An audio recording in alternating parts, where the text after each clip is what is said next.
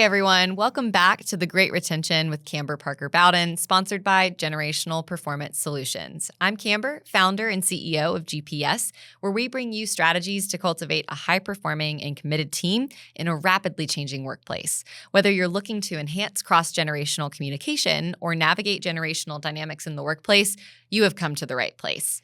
Today, I am very excited to have Greg Hart, president at PSMJ Resources, joining us from Boston, Massachusetts. Greg has dedicated his career to consulting businesses in order to maximize their potential, specifically in the architecture, engineering, and construction space. I was a keynote speaker this year at PSMJ's Talent Max conference back in May, where I had the opportunity to meet Greg in person. However, right before that, we actually met over his podcast virtually, and so it was great that we got to meet in person, but we already knew each other because of his show, and maybe he'll give us a little bit more information about that as we continue today. But I'm really excited to have Greg here because we do a lot of work in the AEC space, but PSMJ, they're the experts. They are the expert resource. And so because we have so many audience members that are in these industries, it just was a natural fit. And so, Greg, I'm really excited to have you today. Welcome to the show. Thanks, Kamber. I'm excited to be here. Tell us a little bit about PSMJ before we dive into the meat of our conversation, just because people heard a little bit in my intro, but what do you do? Give people the high level. Yeah, sure. No, I thought your intro was perfect. Thank you. So everything we do is focused on the business of architecture, engineering, construction.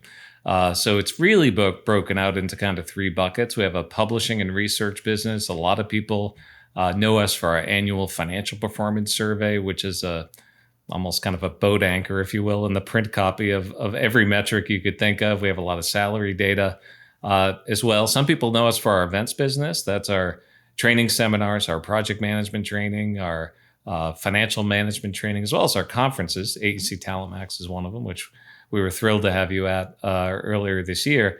And the third bucket is our advisory services, merger and acquisition, strategic planning, business development. Again, everything on the business of architecture, engineering, construction, we've got covered. So if there's a data point, a piece of insight, or a trend, we've probably got some sort of content on it in one way, shape, or form. Yeah, great. Thank you so much for that recap. And I'm on one of your email lists, and I feel like every other day there's a new list, there's new resources, new data. Yeah. So it's a great resource, great organization. So kudos to you for leading. Yeah, we have a lot of fun doing it. Yeah, you do. Let's go through our lightning round, first of all, before we really dive into the meat of our conversation. I always love this. I always want to add more questions, but we have to stay really firm on one to two sentence answers, okay? So first, Tell us something that is not on your resume. Interesting. So I can think of a bunch, but I'll give you one sentence. Actually, this weekend, Sunday, I'll be running my 25th half marathon. You're kidding. And it's my second half marathon with my daughter, actually. Wow. She ran the same one with me last fall. Oh, that's amazing. How old's your daughter? She'll be 16 in a couple of weeks, okay. which means that last year I was a little bit faster than her. This year she's getting a little bit faster than me. So that's awesome. Well, I will be cheering you on from afar. That's really amazing. Congratulations. Thanks, Kamber. Appreciate it. Thank you. How did you get into the AEC industry? It wasn't very strategic or intentional, to be honest with you. I, in high school, was looking for a part-time job and took a part-time job as I'm going more than one sentence, so I'll try to make it brief. Yeah. Took a part-time job with an environmental engineering firm. Really didn't know anything about that industry. Ended up getting a degree in environmental science, continued to work there through college, ended up getting a full-time job there after I graduated college, and just really fell in love with the industry. From there. It's honestly hard not to. Being a support for some of these organizations, it's I can tell why you jumped in, even if it wasn't strategic at the beginning. Yeah. If you were not in the AEC space, what would you be doing? That's a tough one. I would bet. Well, if it was you won the lottery and can go do whatever you want, I'd probably have some little vegetable farm up in the hills of Vermont or something like that. I love it. If I wasn't doing what I was doing at PSMJ, I'd honestly go back into some facet of the environmental space. I think it's that fantastic mix of being outdoors, going to some cool places, having a real impact on the world around us. I mean, I was active in the space more than 25 years ago. It's changed a lot since then, but I think there's just so much we can do in the environmental side that it's a real rewarding profession. That's a great answer. Yeah. What is one book that has had a major impact on your life or your career? These are great questions. So if I had to pick one, there's a book called The Company We Keep by a fellow named John Abrams, who started a company actually in our space called South Mountain Company. It's more of a construction company in the housing space in Martha's Vineyard. And he has a fantastic story about employee ownership. It really goes maybe a little further than some people would want to in terms of kind of, creating an employee ownership culture that is deeply, deeply embedded in the organization. But fascinating story about, he refers to building the business, which makes a lot of sense to me, to building a cathedral. And what he means by that is this is kind of a multi-generational effort that'll outlive all of us. And we're stewards of the company while we're in, various management or employment positions, but long beyond that and long beyond the time that we're involved with it, the company will continue to have an impact and create a legacy, which I think resonates with a lot of our audience. He makes a comment about the importance, I think, of employee ownership in the book, and comments that I think it was actually Tom Friedman who made this quote, but he uses it quite a bit, that nobody ever washes a rental car. That when you own something, you take a degree of pride in it that you just don't take when you're simply a transactional employee. So it's a fascinating story about how they created an employee ownership culture and the accountability and everything else that came out with it. Definitely check it out if you're in a position of thinking about ownership transition. Yeah, I've definitely heard of that book, but that sounds like something I'd like to add to my shelf. Yeah, thanks for indulging me in the lightning round. Now let's dive into a slightly different topic, but still similar. Given what you just shared about the book. So we are seeing in data, 87% of AEC firms report experiencing skill shortages among their workforce, a gap that leads to longer hiring cycles and higher training costs. From your perspective and with your background, what is causing these shortages, and what are the biggest skills gaps in the workforce today in the industries that you work with PSMJ? Yeah, it's really interesting when you look back over time at surveys that we've done over the past 20, 30 years and others as well. Finding quality talent has just always been a headwind for this industry. It's perhaps become more pronounced in the past 5 years for a couple of different reasons.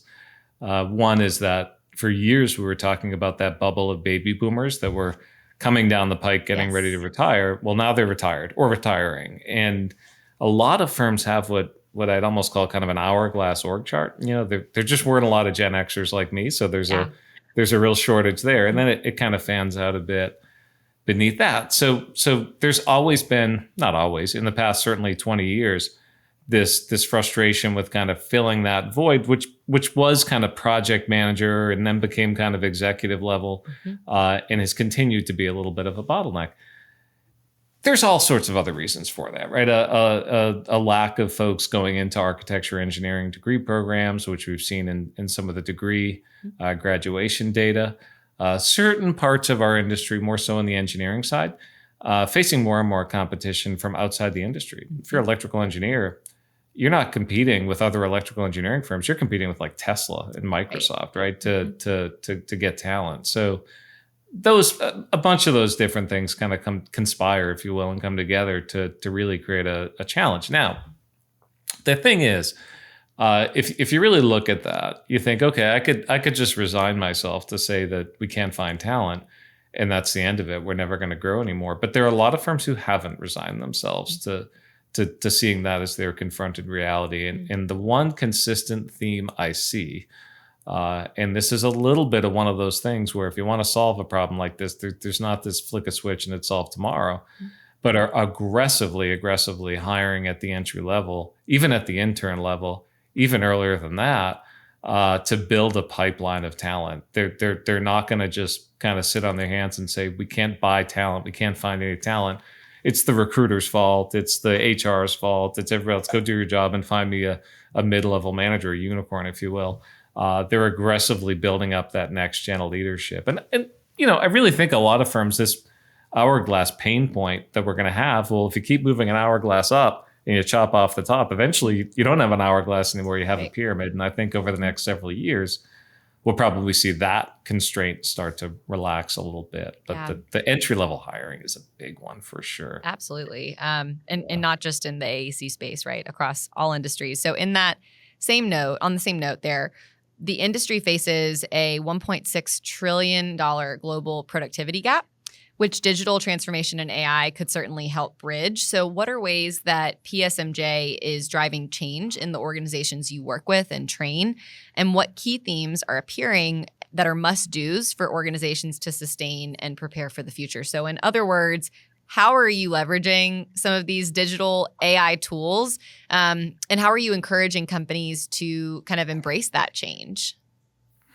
Yeah, great question, because we kind of are, as much as we have that talent shortage and the retiring baby boomers and the brain drain that goes along with that, we also have a bunch of other forces in play right now. We have this flood of private equity coming into the industry, which is driving a whole bunch of consolidation. Yeah. We have what you just mentioned, whereas AI and technology is really coming in that's way beyond anything we've seen before with things like CAD or BIM or any incremental technical changes in the past.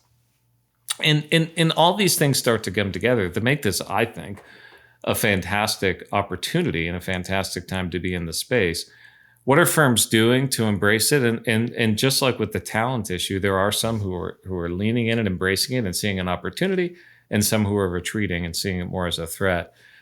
First and foremost, they're getting away from the business of selling hours. That selling your time, or as we often call it, brains by the hour, has never been and never will be a particularly scalable model. I mean, there's always little incremental things you can do to boost your hourly rates and such, but selling hours has always been a challenge. Now more than ever, with the advent of AI and technology, it's becoming less relevant in terms of an indicator of a company's value. So stop selling time, start selling the value. And trying to figure out how to sell value isn't exactly easy. You really got to start to understand what the pain point is that a client is struggling with, and how you can alleviate that pain point. And sometimes the faster the solution is, usually means the less time you take, the more valuable it is for that client. I especially think in industries or markets like oil and gas and energy, where downtime is lost money, and the more you can help them get to a solution faster to minimize downtime, they're seeing the value in that. They don't care that it took you 10 hours versus 100 hours. So Right. really embracing that is key. And getting more, probably right along those lines, getting more strategic with client selection is another big one. Starting to, if you want to get out of that time-based model and start to sell value, you've also got to be looking at clients and finding clients who see that value, and start to strategically focus on marketing to those clients more and less to the ones who don't. And employees absolutely love that as well, right? Because that reduces burnout, gives more cash flow for the company to be able to fund bonuses and compensation and things like that. Yeah, great points. Just between the last question and this question, you've given us two, I think, really important visuals, right? The hourglass workforce really moving towards more of a pyramid, and then this kind of moving away from time-based to values-based. And I know that leaders in the AEC space listening to this right now, this will resonate. And so we'll come back to that, because my next question is really all about change.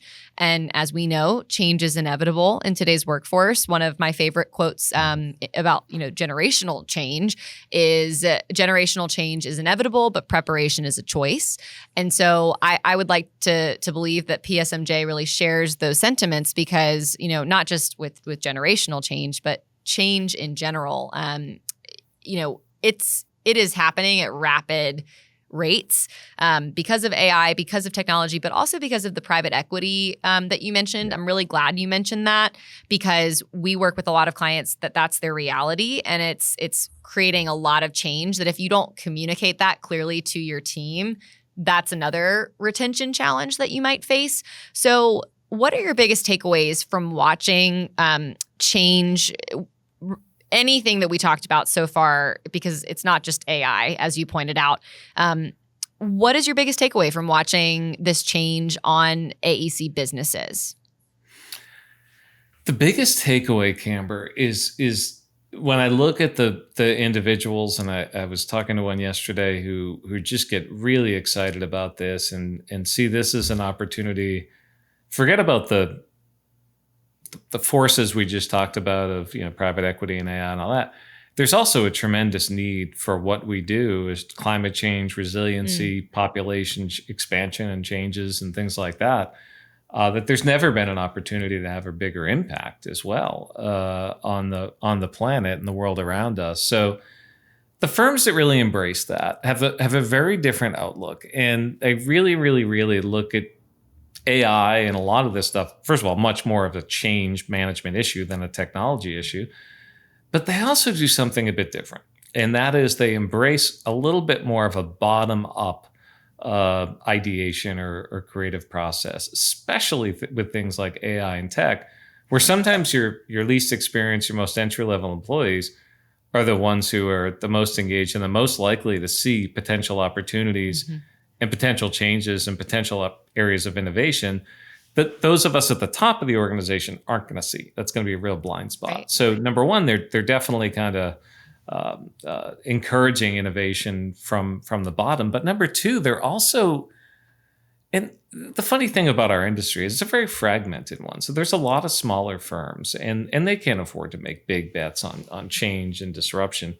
but they can afford to make small ones. And sometimes the small ones, little use cases can have a big impact or roll up to have a big impact over time. So they're not overlooking potential little small productivity increases in some of these tools and technology to roll up and have an impact. They're also too really creating a vision, I think, of where the firm was going to go strategically and making sure that everybody is clear on that and engaged with that. But really empowering their employees to play around and come up with ideas is the ones who are really the change embracers, if you will. That's great. Pretty similar to that question, but I want to dive in deeper.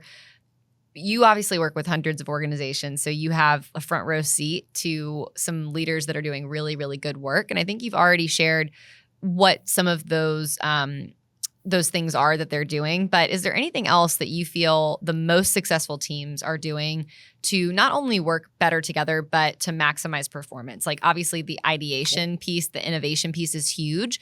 But I know you were kind of looking at that from the change management front. So is there anything else that you're seeing that leaders who are really doing well are kind of executing on? Oh yeah, definitely. Even if you wanted to look at more evergreen stuff and said, forget about the sort of emerging forces right now, just on a global or kind of macro scale, there's this concept I'll refer to as growing big by staying small.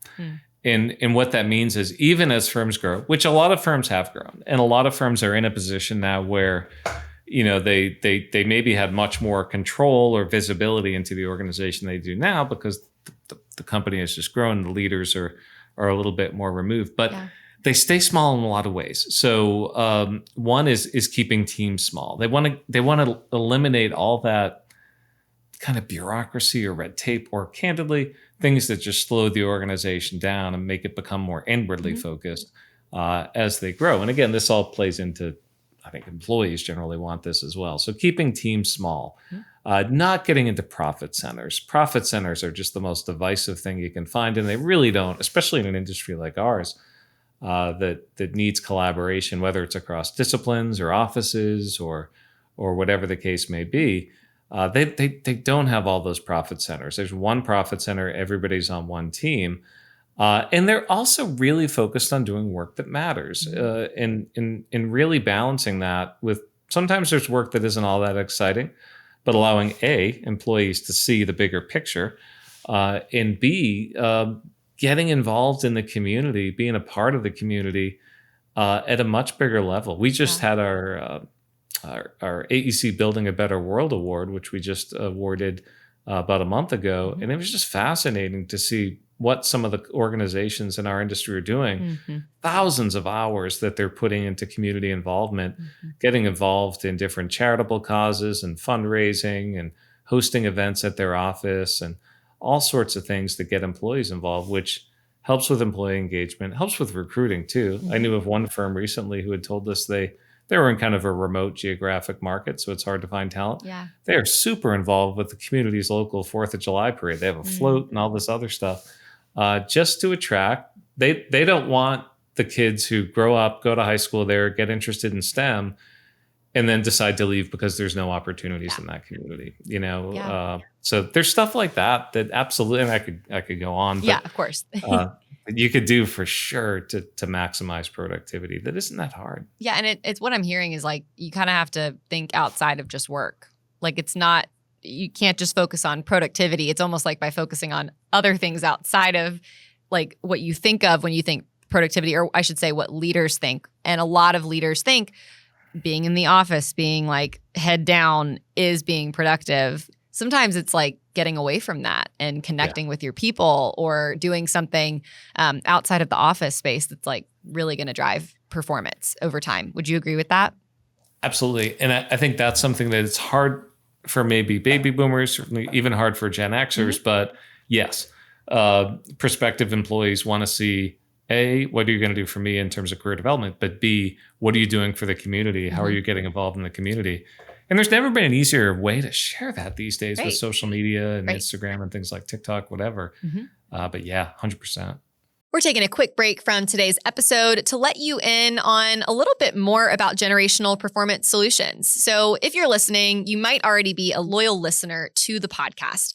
Are you ready to take the next step? At GPS, we believe that generational diversity shouldn't be a liability, but rather it should be an asset. We offer proven solutions that save you time and money on hiring and retaining top professionals across generations. So whether you're looking for workshops, turnkey programs, keynotes, workforce planning, or facilitator training, we can help with that. We're here to empower your team with practical strategies and actionable solutions.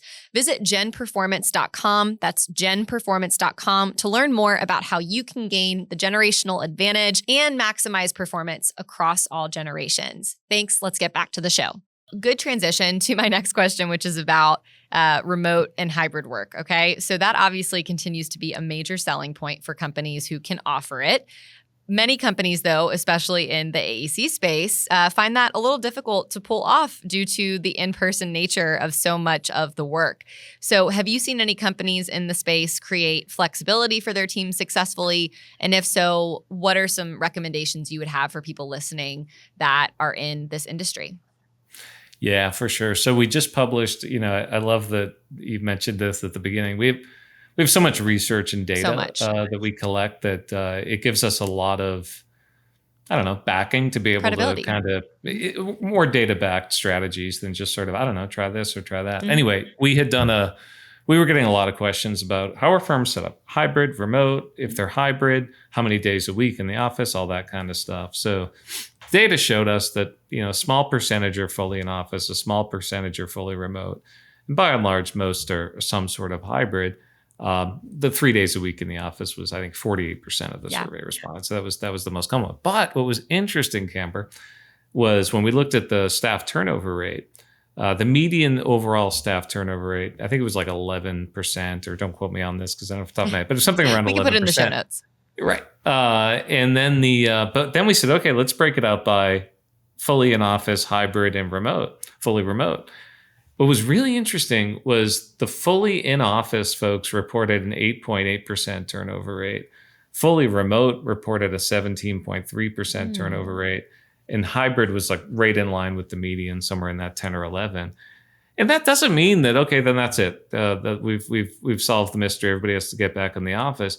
It just means that you have to manage a hybrid or remote workforce differently than you have to manage an in-person workforce. And you can't just do the same things and expect it to work. So to your original question there, we see that hybrid teams need to get a lot more intentional, or the team leaders need to get a lot more intentional with collaboration. So that might be regular kind of things that happen more organically when you're in the office, but you have to have them a little more structured.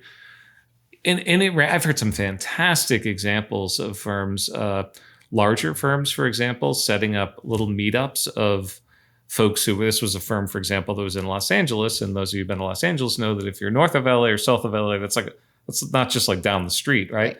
So in different neighborhoods in LA, they set up these little employee cohorts that cross-discipline, cross-client markets, but these folks would just catch up, once in a while. And that was great for the company because they talk about their projects that somebody in another discipline or another business unit might not be as familiar with. And other kind of regular mentorship programs that intentionally bring together people who maybe wouldn't otherwise interact a whole lot. If candidly, even if they were in the office. So Yeah.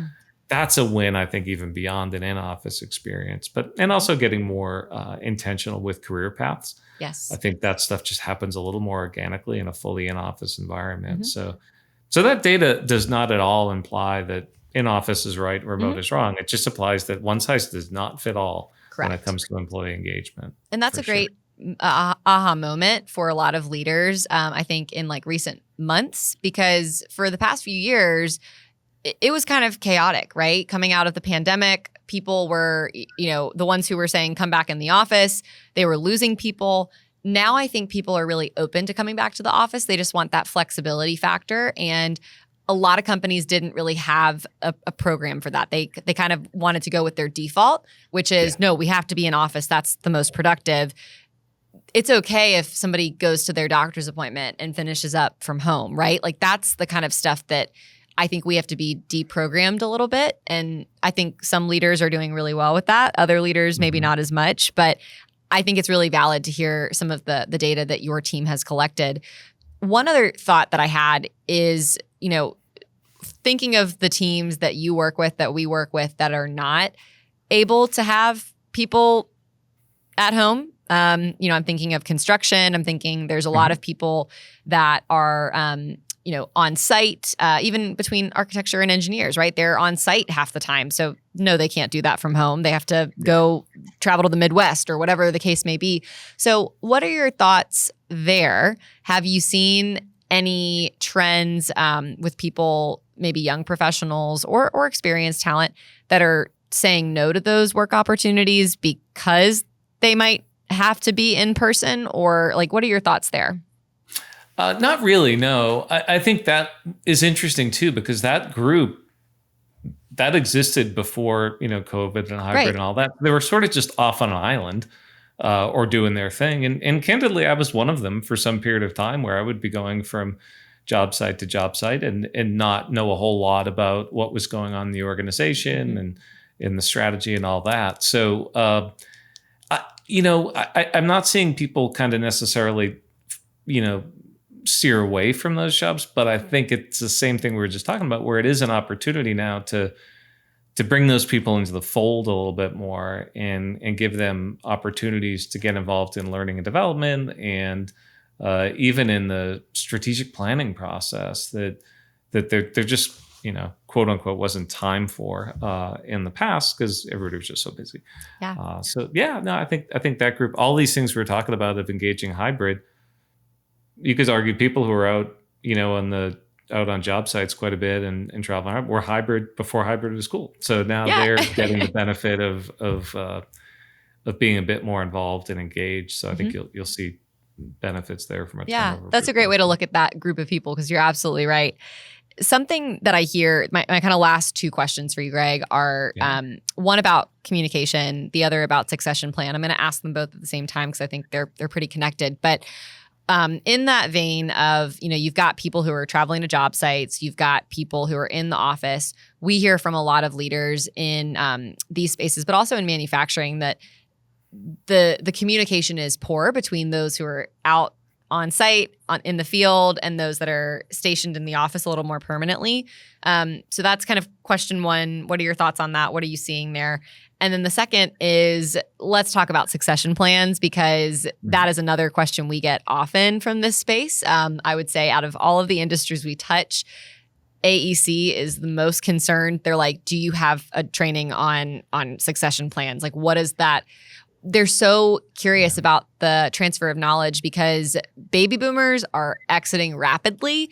And I don't think it's, all the industries we work with are not experiencing that. They are. I just think they're experiencing this in maybe more significant quantities in the AEC space. So there's the aging baby boomers. We know that Gen X is going to retire earlier they're on track to retire earlier actually than baby boomers. There's also that smaller group of Gen X to your point earlier. So talk about that, because I do think those questions are connected, but I'd love to hear your insight there. And again, thinking of our audience, like what are some nuggets of information they can take from you that would be useful for them in their work? Yeah, for sure.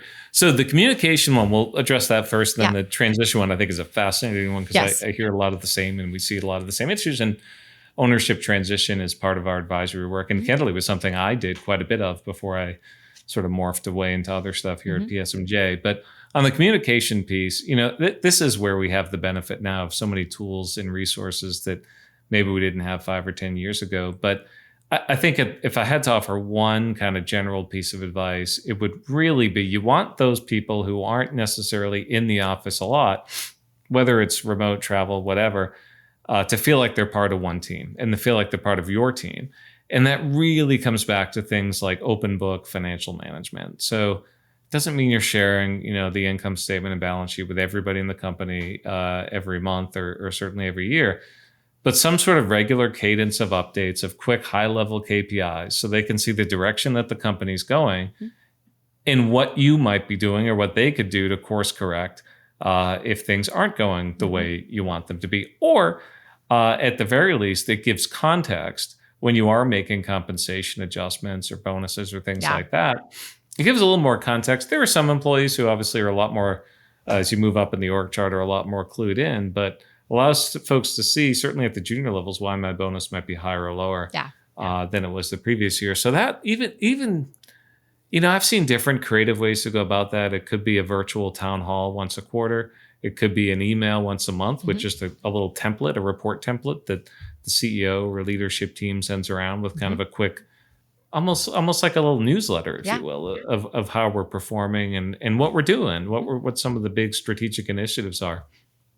If there's an acquisition that's happened in the preceding month or quarter, just give a little more context on the strategy behind that acquisition, especially at the field level and the junior level. Those can be sort of disconcerting on both sides, the people who are in the incumbent company and the new folks coming in. So if I had to give one piece of advice, I would say start to just share regularly some of this data and information at a super high level.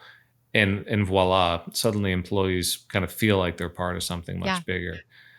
There's all sorts of other, tips and tricks we see out there for day-to-day tactical communication, but that's a big one. No, I love that. The succession piece. So that's a big one. I know that's going to pique your interest. So if I had to boil it down, there's sort of 3 buckets of that issue. Number one is the financial transactional piece. So literally creating liquidity for the exiting baby boomers and getting that equity and creating a capitalization funnel for the people coming in, right? You want to keep the company well capitalized. The good news is that's kind of the easiest piece because that's kind of a financial engineering exercise. You can solve a lot of that with a spreadsheet. What can the company put in? What can we use for equity-based incentive compensation? Obviously, what's the company worth and what do we think it's going to be worth going forward? So there's some math there that you can almost always get your arms around. There is always going to be a little bit of a fork in the road on that in terms of you'll always get more for your equity selling it externally to a big strategic or private equity buyer. But there's also a legacy, sort of like what I was talking about with the company we keep with John Abrams, to keeping the organization, the cathedral, under construction and keeping it moving. So that's the easiest piece, is the financial piece. The second piece is the knowledge management piece, which is getting easier. And I say it's getting easier because we have the benefit of more and more tools and technology for knowledge management that go way beyond a basic intranet, even within the company. So when we say we have 20 years of experience with bridges or hospitals or whatever, we really do have some tools and technology to institutionalize that knowledge so that everybody has access to it, or at least, as needed. It's not locked up in somebody's head. And that's really important when we talk about these, the bubble of baby boomers who are at their peak of thought leadership oftentimes, right? Our industry on the architecture engineering side doesn't require a lot of physical labor. So you reach 65, 70 years old. I mean, you are just this wealth of knowledge that now is starting to head off to do other things. So the knowledge management piece used to be hard, but it's getting easier because of some of these Agreed. software products and other things, which it's not just a software fix. I mean, you need kind of a cultural fix as well.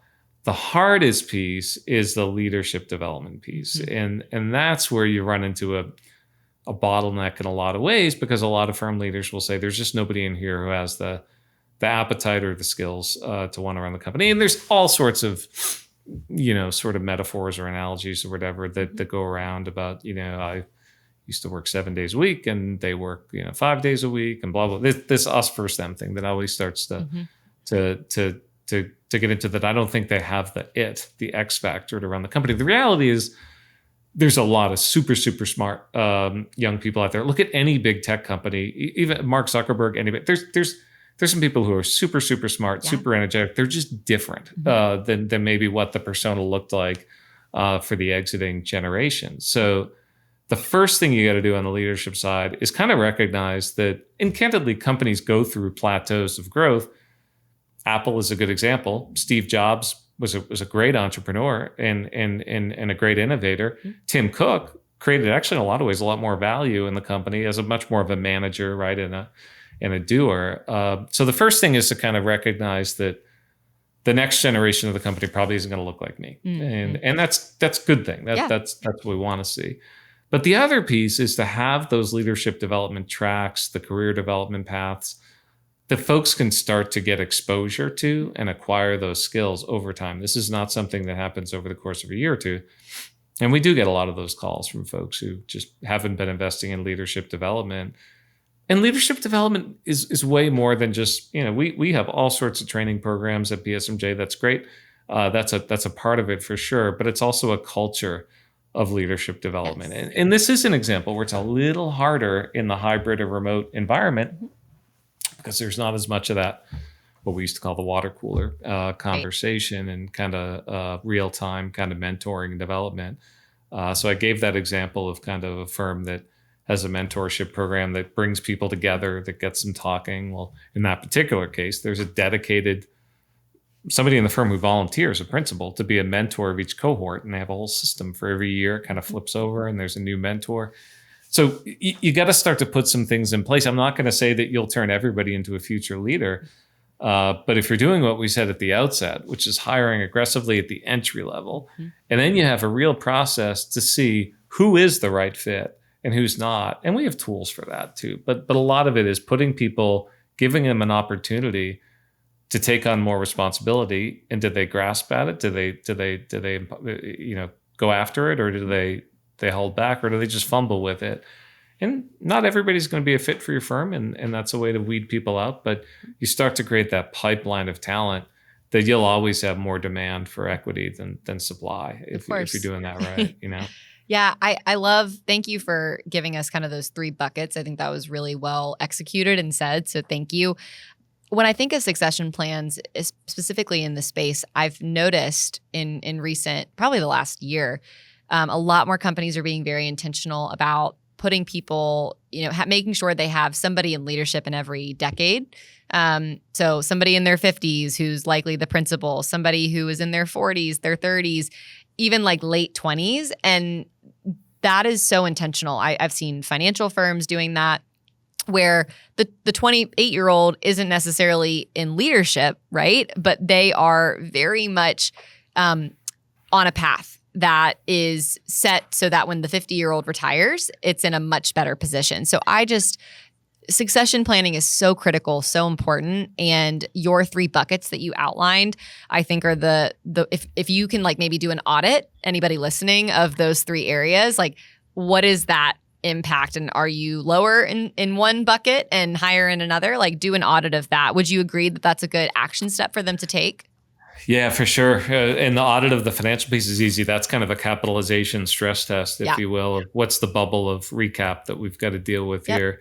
Knowledge management piece. Yeah, what if we were gone tomorrow? How would we solve that issue? And the same with the leadership piece. You bring up an interesting point, which is really valid too, Kamber, that there are some things I think our industry does really, really well, is sort of best in class compared to other industries.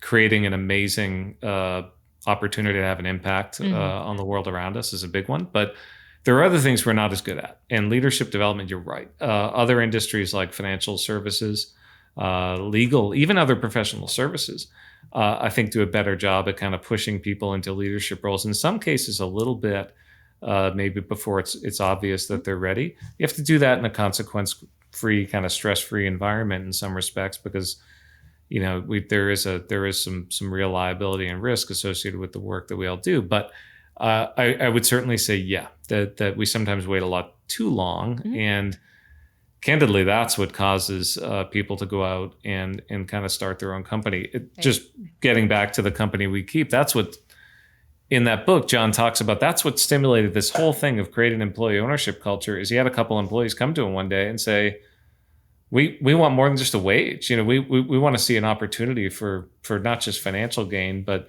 to be a part of building something. And that set him down this whole path of, and he had said, if I just transfer ownership, we're gonna have the same problem in 10 years or 15 years. So what if we create more of a system? Yeah, no, I love that. I think definitely a takeaway for me and others, if you haven't read that book, certainly do that. And Greg, I feel like we could just go on and on, because this is a very important topic to both of us and to many other people, but we don't want to give too much away. So how can people find you and learn a little bit more about PSMJ before we wrap up today? Yeah, for sure. Because we have so much stuff going on, the best place to go to learn about us is just psmj.com. You'll see all our latest research and events and things like that. You can also find me on LinkedIn, just Gregory Hart, PSMJ. If you search that, I'm sure you'll find me. And PSMJ as well on LinkedIn. We try to put a lot of content out there. Yeah, you do a great job. Data related stuff. Yeah. Awesome. Well, make sure to go follow Greg and PSMJ. And then last but not least, is there anything, like any parting words you want to end with to our audience, whether it's a piece of advice, whether it's a phrase, something that you feel like we didn't talk about today, now's your time. Yeah, I appreciate that. Yeah, I think the big piece of advice I would give is this is a time now more than ever to get more strategic and intentional about growth. And if you don't have a strategic plan that maps out where you're going, you are just sort of rudderless, which has always been the case, but that's becoming much more pronounced in a very fast-paced kind of dynamic world that we're in right now. So if you haven't done strategic planning, this is the perfect time to do it. Get out there, put a plan together for sure. Awesome. Well, Greg, thank you so much for joining me on the show today. I know that I, along with all of our audience members today, probably are taking a lot with them. So thank you so much for joining me today. You bet. Thanks for having me. Awesome. And thank you for tuning in and watching us today on The Great Retention. Before you go, remember this: the generational landscape is shifting, and today's workforce is not the same one we once knew.